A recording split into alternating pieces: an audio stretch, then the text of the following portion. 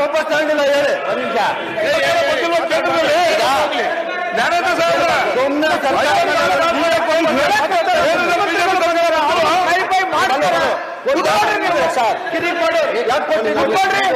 ಈಗ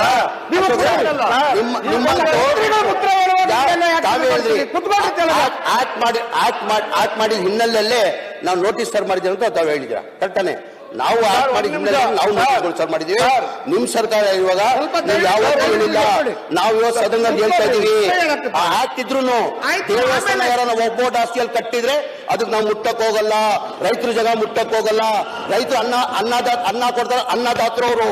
ಅವ್ರ ಜಾಗ ಯಾವ ಕಾರಣಕ್ಕೆ ಮುಟ್ಟಲ್ಲ, ಯಾವ ಕಾರಣಕ್ಕೆ ಮುಟ್ಟಲ್ಲ, ಯಾವ ಕಾರಣಕ್ಕೆ ಗೊತ್ತಿರ ಮೆರವಣಿಗೆ. ಆಮೇಲೆ ಒಂದ್ ನಿಮಿಷ ಸರ್,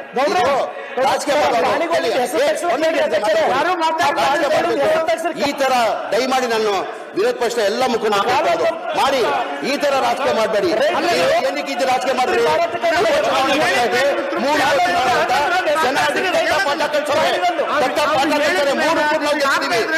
ಏನಕ್ಕೆ ಇಶ್ಯೂ ತಪ್ಪಿದ್ದು? ಯಾವ ಕಾರಣಕ್ಕೆ ಉಪಚುನಾವಣೆ ಇಲ್ಲಾಂದ್ರೆ ಇಶ್ಯೂ ತರ್ತಾ ಇರ್ಲಿಲ್ಲ. ಉಪಚುನಾವಣೆ ಇಶ್ಯೂ ತಂದ್ರಿ. ಜನ ಏನ್ ಮಾಡ್ರು? ಕರ್ನಾಟಕ ರಾಜ್ಯದ ಜನ ಮೂರು ಕಾಂಗ್ರೆಸ್ ಗೆಲ್ಸ್ಕೊಟ್ರು.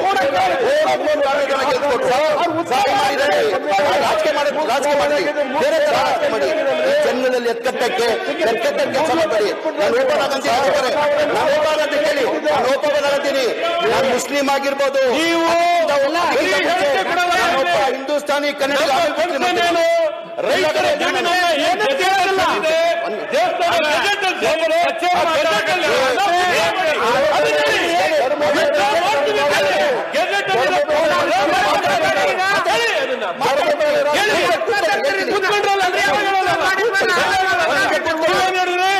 ಈಗ ಅಧ್ಯಕ್ಷೆ ಮಾನ್ಯ ಅಧ್ಯಕ್ಷೆ ಈಗ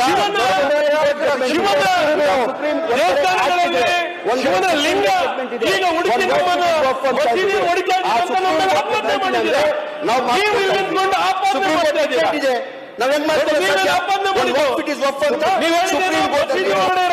ಜಡ್ಮೆಂಟ್ ಕೊಟ್ಟಿದ್ದಾರೆ.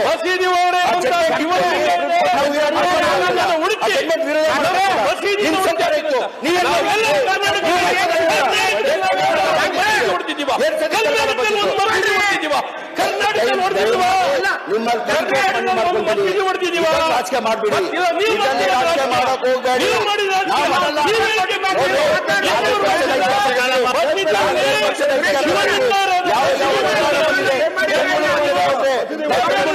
ನಮ್ಮ ಸಾಧ್ಯ ಹಿಂದೂ ಬೇರೆ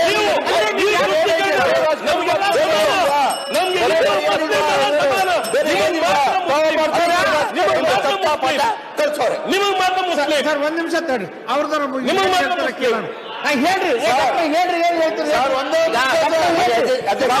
ಮಾತಾಡ್ತೀರಿ ಸರ್. ಸರ್ ಅರವಿಂದ್ ಸರ್ ಏನ್ ಹೇಳ್ರಿ.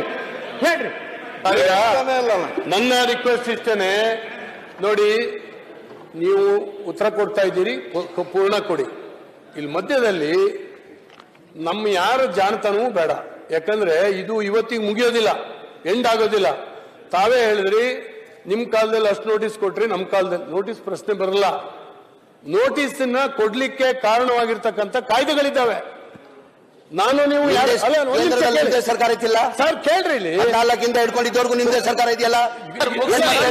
ಕೇಳಿ. ರಾಜ್ಯ ಸರ್ಕಾರ ತೆಗಿಯಕ್ಕೆ ಸಾಧ್ಯ? ಮಾತಾಡಿ ತೆಗಿಬೇಕಾಗಿರೋದು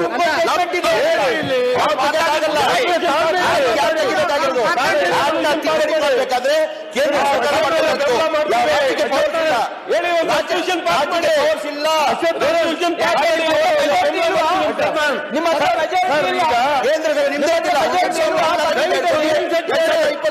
ಒಂದ್ ನಿಮಿಷ ಕೇಳಿ.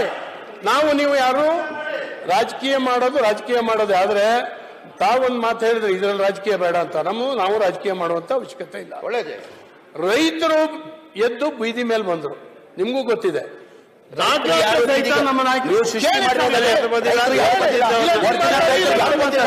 ಒರಿಜಿನಲ್ ರೈತರು ಯಾರು ಬಂದಿಲ್ಲ. ನೀವು ಸೃಷ್ಟಿ ಮಾಡಿ